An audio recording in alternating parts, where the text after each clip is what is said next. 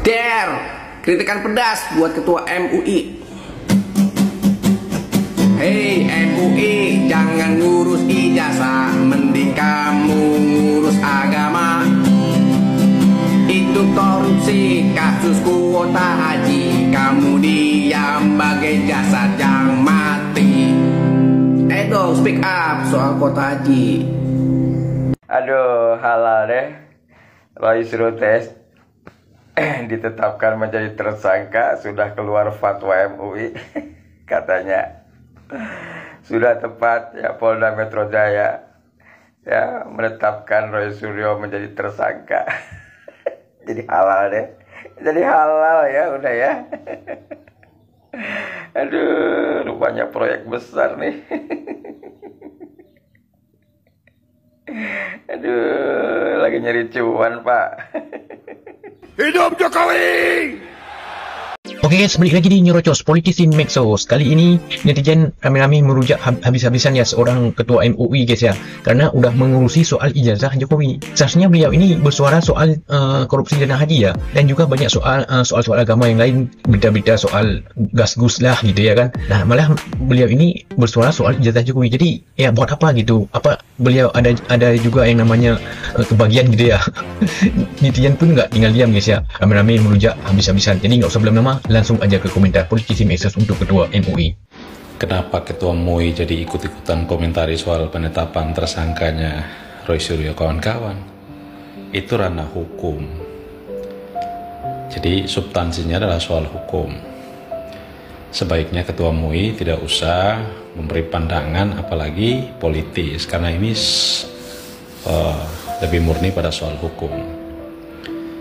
Banyak pakar sudah memberi pendapat, Pak Mahfud, Prof. Jimli, ya, dan pakar-pakar hukum yang lain memberi pendapat bahwa yang lebih didahulukan itu adalah soal perdatanya, karena konteks mempersoalkan ijazah Pak Jokowi itu soal perdata.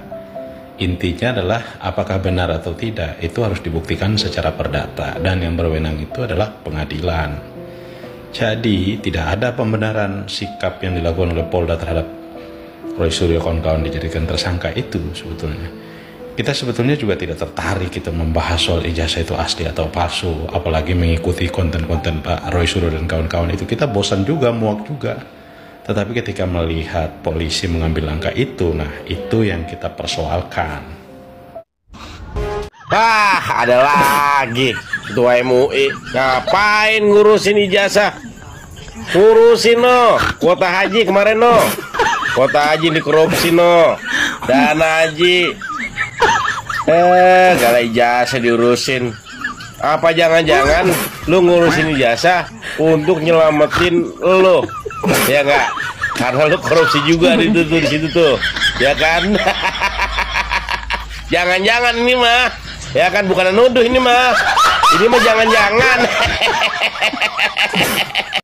Cari aman di dunia bang. Iya, dia aman di dunia. Tapi belum tentu juga sih. Tapi yang udah pasti dia nggak bakal aman di akhirat nanti. Kita hidup bukan cuma di dunia doang, tapi di akhirat nanti dipertanggungjawabkan kelakuan kita. Ya kan, apa yang kita lakukan di dunia, baik apa kagak di dunia, itu nanti pertanggungjawabnya ada di sono. Ya, lo bukan hidup di dunia doang tong. Pokoknya dasar emang tuh aki-aki kuno deh ya.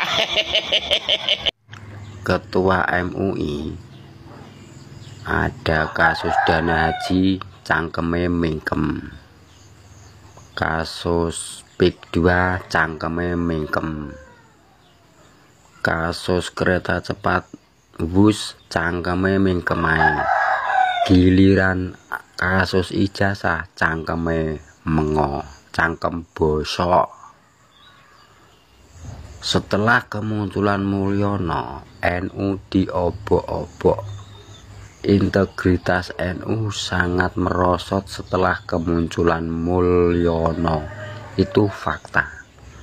Saya bukan berbicara asal-asalan, tetapi berdasarkan fakta yang ada. Setelah kemunculan Mulyono, banyak sekali kasus-kasus yang menjerat warga NU. itu banyak sekali. Dan Majelis Ulama Indonesia itu ternyata tidak mencerminkan apa yang namanya ulama. Bicaranya, fatwanya pun itu tidak mewakili, tidak mencerminkan seorang ulama. Ketua MUI nilai penetapan Roy Suryo sebagai tersangka tepat jadi pelajaran bagi semua. Mohon maaf ya Pak ya. Saya nih orang biasa, saya cuma nanya apa hubungannya Bapak ngurusin ijazah palsu dengan jabatan Bapak sebagai Ketua Majelis Ulama Indonesia.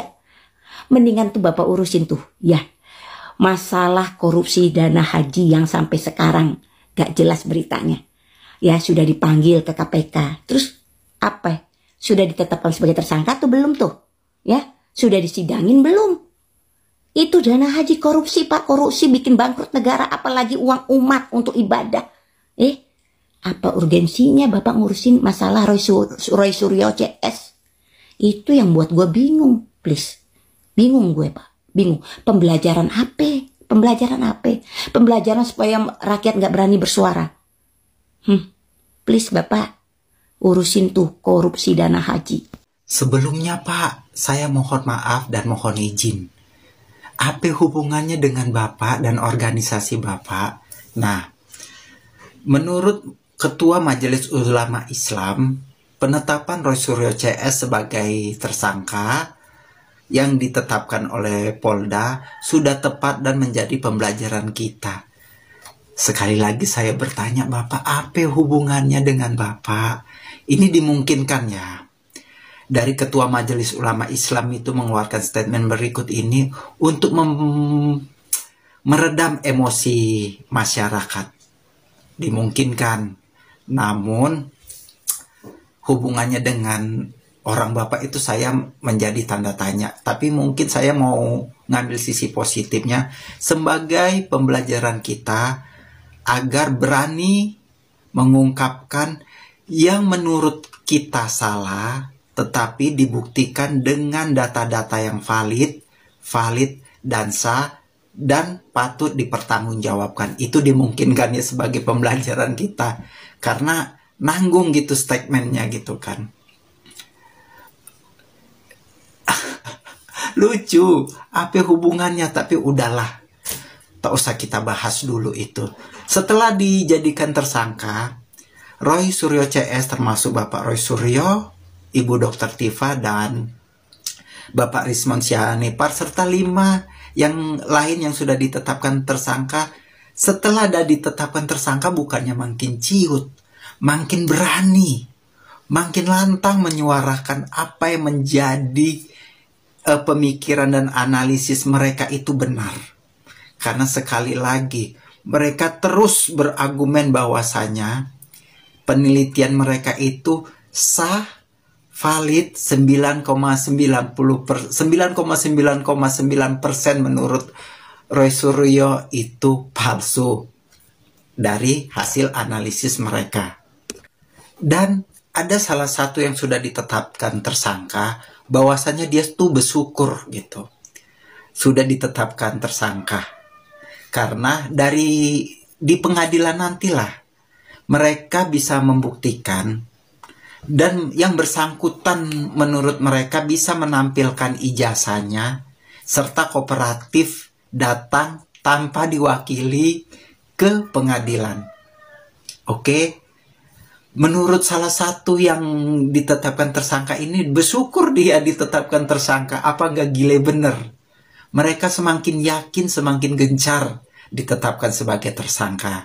Nah, jika nanti bergulir di pengadilan, ya nanti takutnya ada abolisi gitu, pengampunan dari Bapak Presiden bahwasanya kasus ini dihentikan, dimungkinkan jangan ya. Tapi kan itu hak Bapak Presiden ya.